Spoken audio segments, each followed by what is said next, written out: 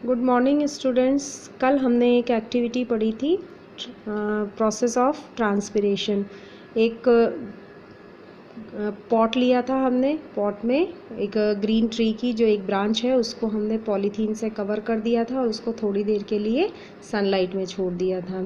थोड़ी देर के बाद हम क्या देखते हैं कि जो पॉलीथीन है उसके ऊपर पानी की बूंदें जमा हो जाती हैं। ये वाटर ड्रॉपलेट कहाँ से आई? प्लांट्स के अंदर क्या होता है, जो रूट्स वाटर एब्जॉर्ब करती हैं वो पूरे प्लांट के अंदर एक एक पार्ट के अंदर वो डिस्ट्रीब्यूट हो जाता है वो वाटर। जो एक्सेस वाटर होता है वो लीफ की लोअर सरफेस में जो छोटे छोटे पोर्स प्रेजेंट होते हैं उसको हम स्टोमेटा बोलते हैं, उनके थ्रू एक्सेस वाटर वेपर की फॉर्म में बाहर निकलता रहता है। ये वेपर कंडेंस होकर के ठंडी होकर के वापस से किस में चेंज हो जाती है? पानी की बूंदों में चेंज हो जाती हैं और ये प्रोसेस कहलाता है ट्रांसपिरेशन। आज हम एक और एक्टिविटी करेंगे, activity 5, page number 59। For this activity we will require a leaf, a beaker, spirit, test tube, water, burner, iodine solution and a watch glass।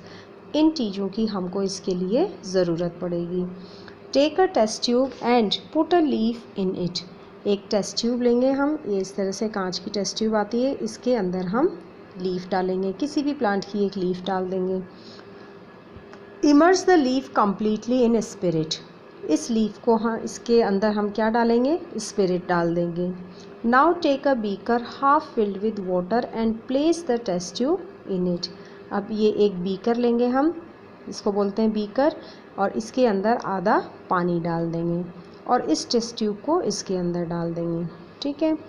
Heat the beaker on the burner till the green colour of the leaf is faded away and float down into the test tube. अब हम इसके नीचे ये burner लगा करके इसको heat देंगे और तब तक इसको गर्म करेंगे जब तक कि इस लीफ का ग्रीन कलर नहीं चला जाता है, ग्रीन कलर फेड नहीं हो जाता है। उसके बाद हम क्या करेंगे? Now carefully take out the leaf and rinse it with water. अब इस पत्ती को हम इसमें से बाहर निकालेंगे, बाहर निकाल के पानी में अच्छी तरह से धोएंगे। Take a watch glass, place the leaf on it and pour some iodine solution over it. अब ये इस तरह का एक वॉच ग्लास लेंगे, उसमें उस लीफ को रख देंगे और इसके अंदर हम क्या डालेंगे? आयोडीन का सॉल्यूशन। आयोडीन सॉल्यूशन डालते ही अगर इस लीफ का कलर डार्क ब्राउन कलर में चेंज हो जाता है, इट मीन्स इस लीफ के अंदर क्या प्रेजेंट है? स्टार्च। ठीक है। ये अगर आयोडीन सॉल्यूशन डालते ही इस ग्रीन जो लीफ है उसका कलर अगर डार्क ब्राउन हो जाता है, इट मीन्स इसके अंदर क्या प्रेजेंट है? लीफ के अंदर स्टार्च प्रेजेंट है। तो ये स्टार्च का इंडिकेशन है। In chapter 2, activity 2, we observed the presence of starch in a slice of raw potato as they turned blue-black in color। हमने चैप्टर 2 के अंदर एक्टिविटी 2 पढ़ी थी, उसमें हमने स्टार्च का प्रेजेंस देखने के लिए हमने एक एक्टिविटी करी थी। उसमें हमने कच्चे आलू को काट करके उसमें आयोडीन सॉल्यूशन डाला था और उसका कलर कैसा हो गया था? Blue black colour. Potatoes get this starch from there leaves and store it. अब आलू के अंदर ये स्टार्च कहाँ से आता है? वो लीव के थ्रू आता है और लीव्स के अंदर से वो लेकर के उसको पोटैटो की फॉर्म में उसको वो स्टोर करके रखते हैं। पोटैटो क्या होता है? स्टेम होता है, स्टेम के अंदर वो स्टार्च स्टोर करके रखते हैं। The food is prepared by leaves and get stored in different part of plant in the presence of sunlight and green colored substances called chlorophyll। जो लीफ के द्वारा जो फूड प्रिपेयर होता है, the food prepared by leaves, आपको पता है photosynthesis का जो प्रोसेस होता है वो लीव्स के अंदर होता है। लीव्स में फोटोसिंथेसिस के थ्रू जो फूड प्रिपेयर होता है वो प्लांट के अलग अलग पार्ट्स में जाता है ना। और ये जो फोटोसिंथेसिस का प्रोसेस होता है किसकी प्रेजेंस में होता है? सनलाइट, और एक ग्रीन कलर होता है लीफ का, उसको बोलते हैं क्लोरोफिल। इनकी प्रेजेंस में होता है और फूड प्रिपेयर होने के बाद वो जो प्लांट है उसके अलग अलग पार्ट्स में वो चला जाता है।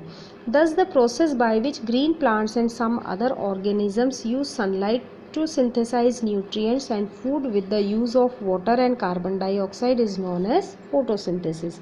तो वो प्रोसेस जिसमें ग्रीन प्लांट्स अपना food sunlight, water, carbon dioxide और क्लोरोफिल को से की हेल्प से बनाते हैं, वो प्रोसेस कहलाता है फोटोसिंथेसिस। और इस फोटोसिंथेसिस के प्रोसेस में क्या रिलीज होती है? Oxygen. Oxygen is generated by plants as by product of this process. इस प्रोसेस के अंदर ऑक्सीजन गैस प्लांट से रिलीज होती है। The leaf gets water through the stem of a plant which is use to make food. और plant को photosynthesis के लिए पानी कहाँ से मिलता है? रूट से। ठीक है, रूट मिट्टी से वाटर एब्जॉर्ब करके किसको देती है? स्टेम। और स्टेम से वो कहाँ पहुँचता है? लीफ में। The extra water from leaf is then distributed to other parts of the plant through the process of transpiration। अब रूट से स्टेम ने वाटर ले लिया और लीफ को भी दे दिया, डिस्ट्रीब्यूट हो गया, लेकिन जो प्लांट के अंदर जो एक्सेस वाटर होता है, जो एक्स्ट्रा वाटर होता है, वो प्लांट के अलग अलग पार्ट्स में डिस्ट्रीब्यूट हो जाता है। कौन से प्रोसेस के थ्रू? ट्रांसपिरेशन के थ्रू। ठीक है। Now the question arise from where and how does the stem gets water to pass it on leaf। अब ये क्वेश्चन आता है from where, कहाँ से ये स्टेम को ये पानी मिलता है और ये पानी कहाँ से होता हुआ पत्तियों तक जाता है। तो सबसे पहले पानी किसको मिलता है? रूट्स को। रूट्स क्या करती हैं? मिट्टी के अंदर से, सॉइल के अंदर से वाटर एब्जॉर्ब करती हैं और एब्जॉर्ब करके स्टेम को देती हैं और स्टेम से पानी कहाँ जाता है? लीव्स के अंदर जाता है। अब हम पढ़ेंगे root. The stem of a plant gets water from roots and transport it to the leaves. जो प्लांट्स की जो स्टेम होती है वो रूट से वाटर को लेकर के और उसको पूरे प्लांट के अंदर टॉप ऑफ द लीफ तक उसको पहुंचाती हैं। The part of a plant which is below the ground in the soil are is responsible to fix the plant firmly to the soil is called root. Plant का वो part जो मिट्टी के अंदर होता है, बिलो द ग्राउंड, मिट्टी के अंदर होता है, वो पार्ट इस पौधे को, प्लांट को सीधा रखने में हेल्प करता है और वो पार्ट कहलाता है root. Look at figure 7.13. Who among Paheli and Bujo is watering the plant correctly and why?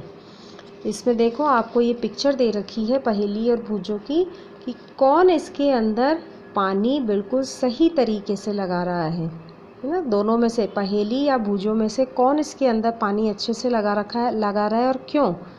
आपको देखने से ही लग रहा है इसमें कि जो पहेली है वो पानी अच्छे से लगा रही है, जबकि ये बूझो क्या कर रहा है?